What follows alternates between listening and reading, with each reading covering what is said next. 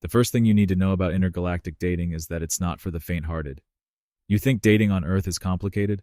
Try adding tentacles, telepathy, and a whole new set of pheromones to the mix. My name is Jake Carter, and I've been out on more alien dates than any human should probably admit to. I was lounging in my quarters on the Galactic Cruiser, Intrepid, when the notification pinged. I had matched with an alien on the latest interspecies dating app, StarCrossed. Her name was Kly'va, and she was from a species known as the Varlix, known for their sharp wit and even sharper claws. Perfect, I thought, because nothing says potential soulmate, like someone who might accidentally disembowel you. I read her profile. Loves long hunts through nebula, intellectual debates, and the occasional blood ritual. Hey, everyone has their quirks, right? After a few messages, we agreed to meet on the recreational deck of the Intrepid. I was nervous, sure, but also excited. This was going to be one for the books. I arrived early, adjusting my collar and trying to look casual. When Kly'va arrived, it was hard not to notice her. Varlix are tall, with iridescent scales and eyes that seemed to shift colors with their mood. She was stunning in a might-eat-you-for-breakfast kind of way. "Jake," she said, her voice a smooth purr. "I'm glad you made it." "Wouldn't miss it," I replied with what I hoped was a charming smile. We sat down at a table with a view of the stars, and I tried to ignore the way her claws tapped rhythmically on the metal surface. "So, Kly'va," I began, "what brings you to StarCrossed?" She tilted her head, a gesture that seemed both curious and predatory. "Curiosity, mostly. And you?" "Loneliness, mostly," I said with a grin. "You know, Earth can feel a bit small after a while." She laughed, a surprisingly melodic sound. "I've read about human humor. It's unique." "Oh, I've got plenty more where that came from," I assured her. As the date progressed, we delved into the topic of dating customs. I told her about dinner dates, movies, and the odd romantic walk on the beach. "Fascinating," she said. "On Varlix, we have a different approach. Courtship involves a series of trials to prove one's worthiness. It's quite intense." "Intense how?" I asked, intrigued.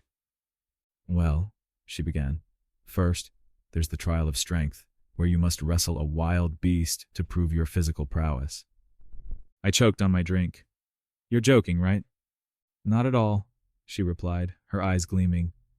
"Then there's the trial of wit, where you must solve complex riddles while under duress." "Duress?" "Usually involving fire or venomous creatures." "Of course," I said, shaking my head. And here I thought meeting the parents was stressful. Just as I was beginning to think I might actually survive this date, an alarm blared throughout the ship. "Intruder alert. All personnel to stations." Kly'va's eyes narrowed. "Stay close, Jake. We might have to cut our date short." Heart racing, we raced through the corridors, dodging crew members rushing to their battle stations. As we turned a corner, we came face to face with a group of hostile aliens. They were a motley crew, tentacled, slimy, and definitely not here for a friendly chat. Kly'va didn't hesitate. With a fierce snarl, she leapt into action, her claws flashing in the emergency lights. Meanwhile, I did what any sensible human would do. I found cover behind a conveniently placed supply crate and tried not to get in the way. The skirmish was over almost as quickly as it began. Kly'va stood victorious over the defeated intruders, her scales shimmering with exertion but otherwise unharmed. She glanced over at me, a wry smile playing on her lips. "I believe that concludes the trial of strength." I emerged cautiously from my hiding spot, dusting off imaginary debris from my clothes. "Guess I passed by association." She walked over, her expression softening as she wiped a bit of alien slime off my shoulder. "You did well, Jake. Perhaps there's hope for you yet." As we made our way back to our table amidst the chaos of the ship returning to normalcy, crew members giving us curious looks, I couldn't help but chuckle nervously. Kly'va laughed, a surprisingly melodic sound despite the tension still lingering in the air. "This was just a warm-up, Jake. Wait until you meet my family." "So, where were we?" I asked, trying to regain some semblance of normalcy. "You were telling me about human courtship rituals," she said, a playful glint in her eye. "Right," I said. "Well, after dinner and a movie, there's usually a goodnight kiss." "A kiss?" she asked, intrigued. I nodded. It's a way to show affection. Want to give it a try? She leaned in, her scales shimmering in the low light. I think I'd like that. As our lips met, I couldn't help but think that maybe, just maybe, intergalactic dating wasn't so bad after all. Over the next few weeks, Kly'va and I continued to see each other. We navigated the complex web of interspecies dating, learning more about each other's cultures and traditions. One evening, as we sat together watching the stars, she turned to me with a serious expression. Jake, there's something you should know. Sounds ominous, I said, half joking. My family, they will want to meet you. Meet the family, huh? That's a big step. For Varlix, it's a necessary one. They will want to evaluate you. Evaluate me? How? She hesitated. It will involve more trials, but this time, you will have to face them alone. I took a deep breath. Okay, what do I need to do? The day of reckoning arrived sooner than I anticipated. Standing at the entrance to Kly'va's family home, I felt a mix of excitement and nerves. The structure itself was a marvel of Varlix architecture. Sleek metal intertwined with living, pulsating organic materials. As I entered, Kly'va's family greeted me with a combination of curiosity and subtle skepticism. Kly'va's father, towering and regal with his shimmering scales, eyed me intently. Welcome, Jake, he rumbled, his voice resonating through the chamber. I hope you're ready for the trials ahead. I nodded, trying to hide the tremor in my voice. As ready as I'll ever be. The first trial began with a test of strength. They handed me what looked like a massive energy lance and directed me towards a holographic training arena where a simulated beast awaited. With sweat dripping down my brow, I summoned all my courage and swung the lance, managing to hold my ground against the ferocious hologram. To my surprise, and perhaps theirs, I emerged relatively unscathed, though a bit winded. Next came the trial of wit, where I found myself in a room filled with shifting puzzles and enigmatic symbols. Some puzzles required logical thinking, while others seemed to defy any sense of logic known to humankind. Solve these, Kly'va's cousin chirped in a tone that suggested he was both amused and skeptical of my capabilities.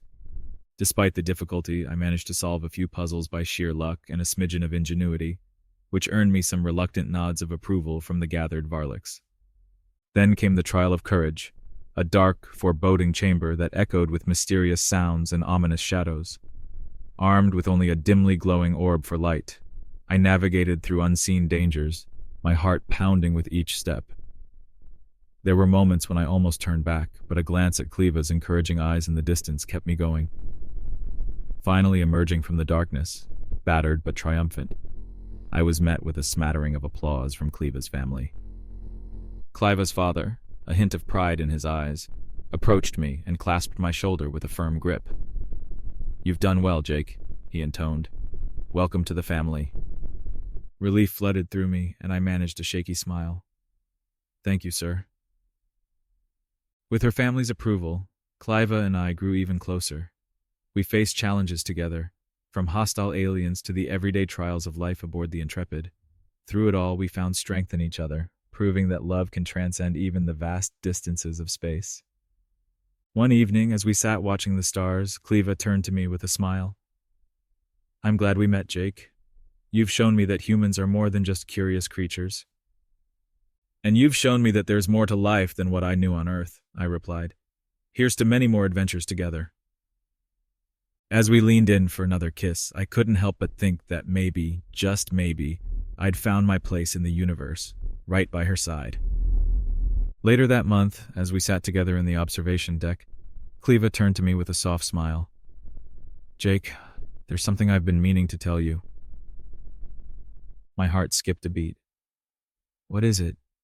She took a deep breath. I've been offered a position on the Council of Galactic Unity. It's a prestigious role, but it would mean leaving the Intrepid. Surprise mingled with pride as I processed her words. That's amazing, Kly'va. What will you do? She looked out at the stars, her expression thoughtful.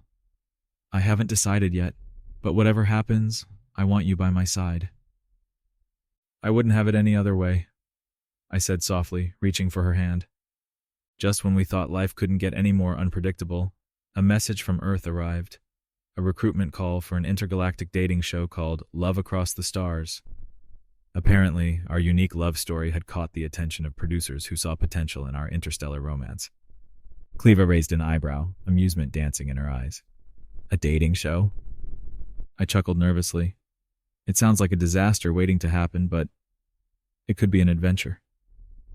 And so, we found ourselves amidst the glittering lights and staged drama of love across the stars, competing against other couples from across the galaxies. From navigating zero-gravity obstacle courses to attempting to cook alien delicacies, with varying degrees of success.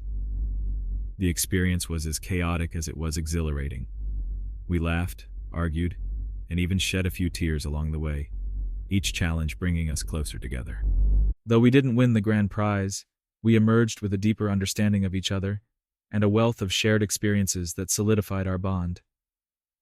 As the show concluded and life aboard the Intrepid settled into a comfortable routine, Kly'va and I began making plans for our future.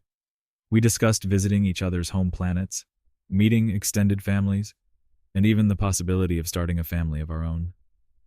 "Do you think our kids will have claws?" I mused one evening as we lay under a blanket of stars.